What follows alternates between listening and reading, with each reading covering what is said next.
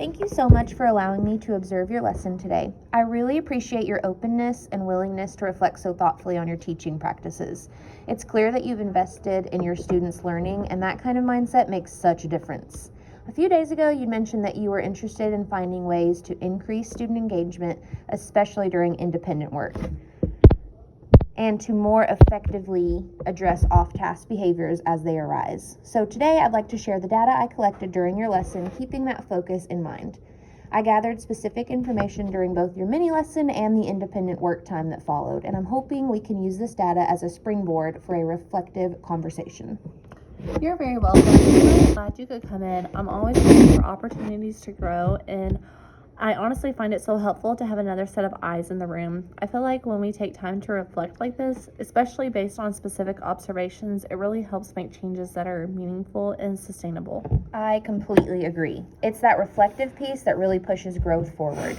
So let's take a look at the data I collected. Here's the chart I created and I'll walk you through it. During your mini lesson, 7 out of 10 students were on task. They were showing positive learning behaviors like tracking you with their eyes, participating when prompted, and actively taking notes. That's a strong level of engagement for whole group instruction. However, during the independent work time, that number dropped slightly to 5 out of 10 students staying consistently on task. I noticed several students becoming distracted. Some were gazing around the room, a few were chatting quietly with peers, and 1 or 2 appeared to have stopped working altogether. I also recorded some specific examples of off-task behavior to help paint a clearer picture.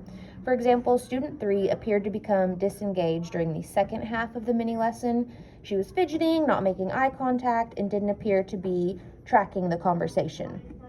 That same lack of engagement continued into the independent work time.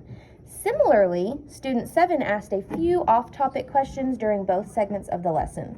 These weren't necessarily disruptive, but they did show that his attention was drifting. That's really helpful to know. Honestly, I had the impression that the independent work time went a bit more smoothly, but this gives me a much clearer picture. It really is hard to catch every single off-task behavior when I'm actively teaching or trying to manage the whole class. I usually catch the more noticeable disruptions like calling out or getting out of seats, but I know those smaller signs like quietly chatting or zoning out can slip under the radar. So having someone else in the room to observe those subtle behaviors is incredibly helpful. Absolutely, and it makes sense. When you're facilitating a lesson, you're juggling so much, delivering content, managing time, watching the class, and responding to student needs. It's a lot to handle at once. One thing I want to highlight is that you did a really strong job maintaining engagement during your mini lesson. I noticed that when you used student names and paused to ask open-ended questions, the class was highly attentive. It was clear they were listening and processing. Another strength I observed was your clear step-by-step instructions. You modeled the task well, and the majority of the students seemed confident and ready to begin their independent work. That said, there were about 3 students who struggled to maintain focus during the independent portion. This could be a signal that they might benefit from more structured support or a clearer follow-up step once independent time begins. Have you ever tried incorporating a mid-lesson check-in or a brief pause for a movement break? Sometimes even a 1-minute reset or a quick reflection question can help re-engage those students who might be drifting off. Thank you for pointing that out. I've definitely noticed that some of my students respond better when there's more interaction or structure during independent time. I haven't been super consistent with doing mid-lesson check-ins, but I really like that idea. And I think a short stretch or movement break could be a great way to help reset their energy, especially for students who tend to lose focus midway through the block. Yeah, that makes a lot of sense. You know your students well, and it sounds like you're already thinking proactively about their needs. Those quick check-ins or stretch breaks can be simple to implement and can go a long way in keeping engagement levels up. Even something like a brief partner share or a quick thumbs up or thumbs down check for understanding could give students a chance to reset and refocus. So, thinking about the data and the patterns we're seeing, what are some trends you've noticed? Well, based on what you've shared, one thing that stands out is the student engagement is clearly higher during direct instruction, but there's definitely a noticeable drop during the independent work time. That's probably the biggest pattern here. Yes, exactly. And that's a really useful pattern to notice because it gives you a clear starting point for experimentation. What strategies have you used in the past that help students stay more focused during independent time? One thing I've used before with some success is putting a classroom timer on the board so students have a visual reminder of how much time they have left. For students who need more individualized support, I've used personal timers at their desk. And in the past, I've tried focus charts, just simple sheets where students can mark a check every few minutes so they stay on task. It's helped a few of them stay more self aware and motivated.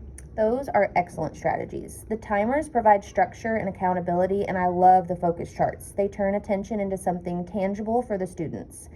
Those kinds of self-monitoring tools can help empower students to take ownership of their behavior and focus. So, thinking ahead to your next lesson, what might you consider trying to help maintain that engagement all the way through? I think I'll definitely bring back the timers, both the classroom one and the individual ones.